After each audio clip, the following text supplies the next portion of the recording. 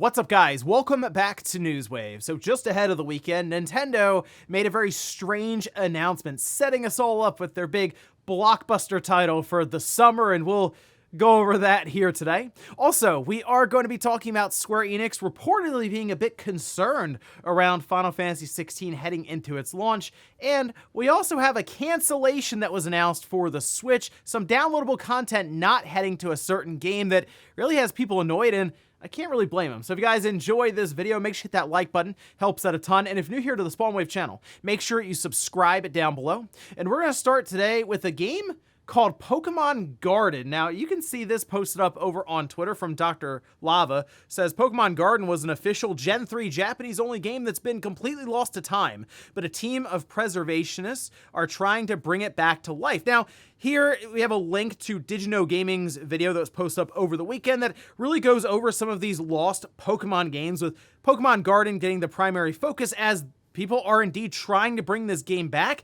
The only issue is they need a lot of people's help that have maybe experienced this game on a certain computer that they can then pull the cache from and essentially put the information back together like a puzzle. Now, Pokemon Garden wasn't actually on a Game Boy or a cartridge or anything. It was played in, I guess, web browser on Yahoo Kids in Japan. So it's a very specific time period, and they have to find certain people who can actually help to put all this stuff back together. So wanted to put that out there. If you're curious how you can help, make sure you check out Digino Gaming's video. Try to get this long-lost Pokemon Garden back out there and maybe even playable. That'd be a very interesting thing to see actually happen. Also, we did get a bit more information around the situation with Valve, Nintendo, and Dolphin, as there was a lot of just kind of talk and hearsay about this whole thing. Now, we have the emails back and forth between Valve and Nintendo. This was all posted up over on The Verge, and you can see some of the emails here that were shown off. But the biggest thing here that we have to take away is that Valve specifically went to Nintendo first, because it almost looks like this would have turned into Nintendo going after Valve for hosting Dolphin. And for Valve, is it worth hosting Dolphin, a free application that's not going to make or break their platform, that could potentially have Nintendo show up with a lawsuit? Not really. They don't really care to represent Dolphin in the courtroom or anything, but if you were curious about the back and forth between Valve and Nintendo, you can check those emails out there. Again, it's linked down in the sources. But another thing we can take away from this is it doesn't look like we're going to be seeing Dolphin show up on Steam at all, as it appears Valve is saying, well, if Nintendo and Dolphin can come to an agreement, then we'll be able to move forward with Dolphin showing up on Steam. And do you think Nintendo's going to allow that?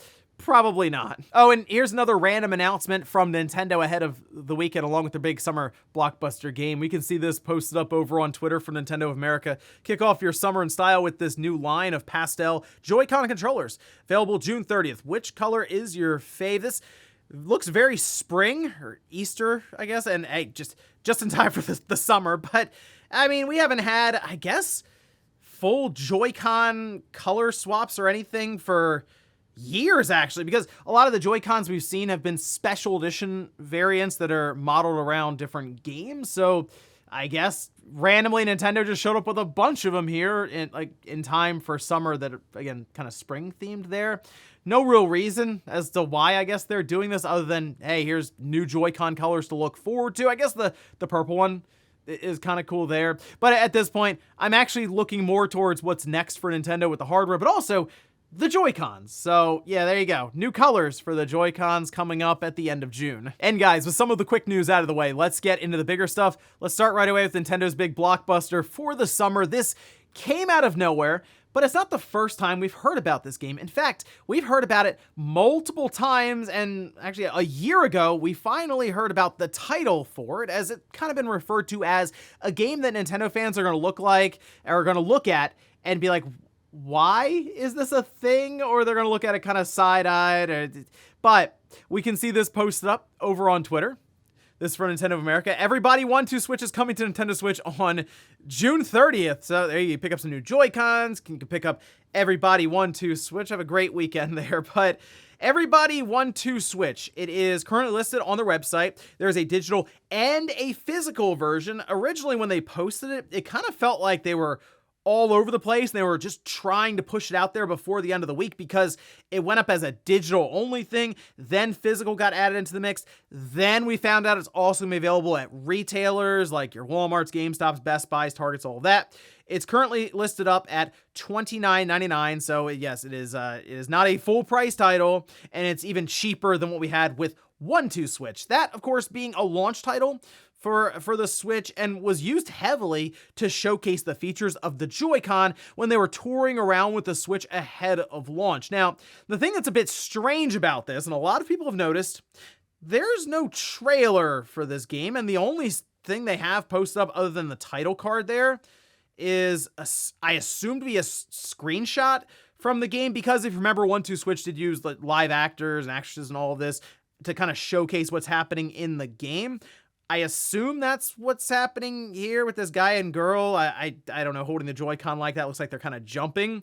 So yeah, this is going to be another title like that where it's a bunch of mini games. You can also use your phone, so kind of Jackbox like there, and maybe you can have up to 8 people even playing at once. But as I mentioned, this isn't the first time we've heard about this game. Go back a year, Imran Khan had an entire report discussing Everybody 1-2 Switch and how it tested very, very poorly within Nintendo. Different focus groups, families were just not interested in completing some of these mini games, and people were thinking, oh, maybe they spent time, about a year or so, refining and working on it. I wouldn't be shocked if Nintendo just sat on this for a year and they're finally like, you know what? Let's just push this out there. It's very telling the way that they've presented this at this time, where they announce it and it's out in a month. Oh, and there's no visual representation of what's going on in this game with a trailer. It's just kind of, it's out there. Now, we could see a trailer release this week or maybe even just ahead of launch, but it's very weird that they're asking for pre-orders and all this without really showcasing the game, almost like they're not at all confident in the game, and that's basically what I'm reading from here. So I kind of see this as, I don't say a throwaway title, but almost. It's kind of like weird Nintendo back from the Wii, where they just had one of these strange releases. They push it out there, and then everyone kind of just moves along afterwards. But who knows? Maybe it'll be big with memes and stuff online, and we'll catch on there. But I'm not really expecting a great, a good, an okay game out of this. And again, it's $30. Some people will probably check it out just to have some fun with some friends over a weekend or the family or something there. But otherwise, hey, that fills up their June slot for the summer. July is Pikmin, so maybe they'll announce something else on Twitter for August at some point, and that's kind of like their summer direct almost. A lot of talk still about the possibility of a direct being announced in the next, well, week or two at this point. I'm kind of thinking Nintendo's good. Like, they're just going to roll along here, get through with Pikmin, something else for August, and then move into a September direct to kind of set up the rest of this year, and then maybe the first half of 2024. But there we have it. Less than a month. Everybody 1-2 Switch. Next up, let's talk about Final Fantasy 16 that is just over 2 weeks away, and I'm very excited for this game. It's looked really, really good every time they've shown it. I just feel like I've seen enough about this game. I'm ready to play it, and the good news is that might be happening this week, which we'll talk about a little bit here. But first, let's discuss how apparently Square Enix could be slightly panicked or even worried about this game just ahead of its launch. Now, we can see this post up over on Push Square as they are referencing a Patreon post from Imran Khan, who said, I had heard recently that Square Enix is panicking slightly over Final Fantasy 16 pre-order numbers, which are tracking behind Final Fantasy 15, even accounting for the lesser number of launching platforms. Now, he does note, hey, these are pre-order numbers, and that just is kind of like, these are guaranteed day one sales, but a lot of people go out on release day, and the actual numbers could blow everyone away. And, you know, I have wondered about just the place of pre-orders in gaming at this time, especially with the digital side of things really taking hold and really outweighing the physical side of things when it comes to sales. I don't really know what the point is necessarily of pre-ordering a digital game weeks or months in advance. I guess if you're concerned that maybe your internet won't be able to get this thing downloaded in like a night or a day, or you want to give it an entire week, sure. But for many people who have at least a decent enough connection, I feel like you buy the game the day before or the day of and just let it download and then play it when it's ready. See, at least back in the day, you would want to pre-order a physical copy just to make sure it's there for you right after work, or maybe you want to get there for a midnight release or when they first open. It's just much different now with the whole digital side of things. However, it is pointed out that it's tracking behind Final Fantasy 15, even taking into account that it's only releasing on the PlayStation 5. The other thing, though, is Square has some very odd expectations at times. The fact that Tomb Raider would sell near or even above 10 million units at times, and Square is just like, nah, that's not meeting expectations, is kind of strange. So I do wonder on that side of things if it's a bit skewed there. But still, Final Fantasy 15 or 16 seems like a game that will track behind Final Fantasy 15 at the start, but could run it down, catch it, and completely pass it, especially as the PlayStation 5 grows. As we know, it's going to be on there, probably exclusive for, I would say, about a year before we see the PC version of the game come out, which would give them a whole other release. I look at the game and it appears to be a high quality product from Square Enix, and I feel like if the game is really good, it will be able to sustain sales going forward, and I think then the PC base would also accept and buy into the game and all of this. The question, of course, is it's a PS5 exclusive game. If they had put it on Xbox and PC day one, it would have only helped, and yeah, I mean, sure, it would have been more customers, but Square obviously got money from Sony to do this, and they also had engineering support to be able to develop this game. So maybe Square looks at that and says it's worth it for the lessened risk to get this game out there if Sony is fronting a bunch of the money. And I actually don't doubt this, because I've heard before that Square was a little sketchy, a little concerned a bit as to the reception of 16 online when it comes to the pre-order side of things, but every time they've shown it, it seems to have helped out, and that makes me think that they still have two big events coming up that will help with pre-order numbers and just the overall hype going into release.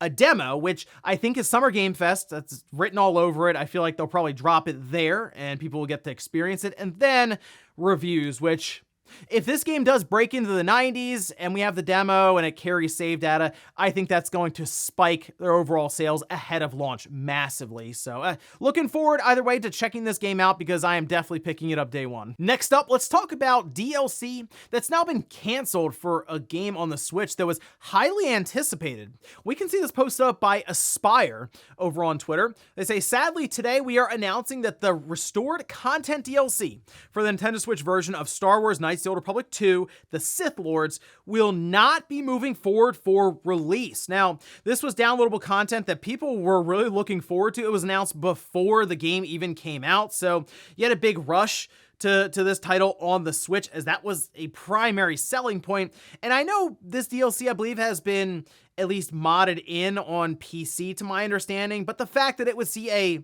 quote-unquote more official release in this way, it was really exciting, and people bought into it thinking it would be there because it was advertised as such. Now, in this post, they do say that they're going to try to make it up to people by basically giving you a free game from their library of Star Wars games. That includes like Force Unleashed, Jedi Academy, Jedi Outcast, you want Knights of the Old Republic on the Switch, you can get that one. But this is really bad because Aspire's already been kind of on shaky ground with things like the KoTOR remake apparently being taken away from them, and now we hear about downloadable content that's been promised since release for Knights of the Old Republic 2, which had its own issues with bugs that were just like breaking the game, and now this, and people were buying up this game for basically the last year, I think, or since it was announced, in order to play this downloadable content that was continuing to be promised. So it's a really bad look here. And I'm also curious about Limited Run, as people were buying through them. How do you get a key for a physical release of this game? Do you have to take a picture of it and send it to them, and then they'll give you a code? But to me, it's still not enough necessarily, because people would have just passed on it, most likely, if you already have Knights of the Old Republic 2 on, I don't know, Steam or on the Xbox, where it's fully backwards compatible. I am very curious about what happened here exactly, because they launched the game thinking the downloadable content would be there, and now it's not. I don't think this would be a technical side, like an issue there. I almost wonder if this is more an issue on the rights side with Disney. And again, I think this will probably be looked into by someone in the media, and I'll be really curious to hear what kind of story comes out of this one. And in our last bit of news, let's talk about the other highly anticipated Final Fantasy game from Square Enix, and that's Final Fantasy VII Rebirth, which if you played through Final Fantasy VII Remake and you saw the ending, you understand why many of us are excited to see what's next for the storyline here. But you may want to start following the Final Fantasy Twitter account if you are not, because it looks like they're starting to drop a bunch of information as we go along, and we can see this posted up. This is the Final Fantasy VII Twitter account with developer comment number 1. There are actually 3 of these at this time. In this one, they ask about the development, how it's progressing for Final Fantasy VII Rebirth, where they say it's progressing smoothly according to plan, and they are currently working on nailing down a release date for the game. If you remember, it's set for winter, which technically could go into 2024, and I fully expect this game to come out next year. I don't see this hitting holiday 2023. Kind of feels like it's a little too close to Final Fantasy 16, and they might want to spread it out just a little bit. I'm kind of thinking like a February or even March release for this one. Now, developer comment number 2 says players will be able to journey across the wide and multifaceted world with a high degree of freedom, experiencing a myriad of different stories along the way. If you remember, Remake it felt kind of confined because it all took place in Midgar.